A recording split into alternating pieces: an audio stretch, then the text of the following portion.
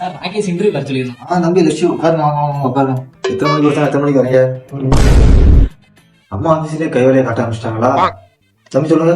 Sir college முடிஞ்ச 2 வருஷமா வீட்டில் சும்மா தான் இருக்கேன். சரி தம்பி. ராகேஷ் இன்டர்வியூ போக கண்டிப்பா வேலை கிடைக்கும். தம்பி ராகேஷ் அண்ட் எல்லாருமே சொல்லிட்டாப்ல, உங்களை மாரி ஆளுகளுக்கு தான் நம்ம கம்பெனில வேலை உண்டு. நம்ம கம்பெனில 3 ஸ்டெப் தான். நீங்க ரன்னிங் ஓடுவீங்களா? சார் சூப்பரா ஓடும் சார். அஞ்சாப்ல ரன்னிங் ரேஸ்ல நான் தான் ஃபர்ஸ்ட். சூப்பர். இப்போ 2வது ஸ்டெப். நான் அப்படி கேஷுவலா ஃபோன் யூஸ் பண்ணிருக்கேன், அப்படி கொடுங்க பாப்போம். புரியல சார். தம்பி ஃபோன் கொடுங்க தம்பி. சார் உங்க போன நான் ஏன் சார் கொடுக்கணும்? தம்பி அதான் தம்பி நம்ம வேலையே. என்ன வேலை? இந்த ரோட்ல அப்படி பேசிட்டு இருப்பாங்க, போன அப்படி புடிட்டு வர்றதுதான் நம்ம வேலையே. சார் என்ன கலாவணும்? தம்பி கலவாங்கதான் சொல்லாதியா, தொழிலை பத்தி தப்பா பேசாதீங்க, மரியாதையை பேசுங்க. யோ கலாமே வேலை வச்சிருக்கோம், உனக்கு என்ன மரியாதை? தம்பி நம்ம கிட்ட 50 லேபர்ஸ் வேலை பாக்குறாங்க.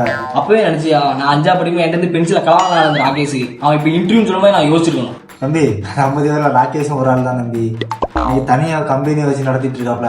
யோ கலாங்கிற பையன் போய் சர்டிஃபிகேட் கொடுத்துட்டு இருக்கா. இரியா இப்போ உங்க எல்லாத்தையும் போலீஸ்ல பிடிச்சி கொடுங்க. தம்பி உங்க போன் அப்படியே நம்ம டேபிள் வந்துருச்சு.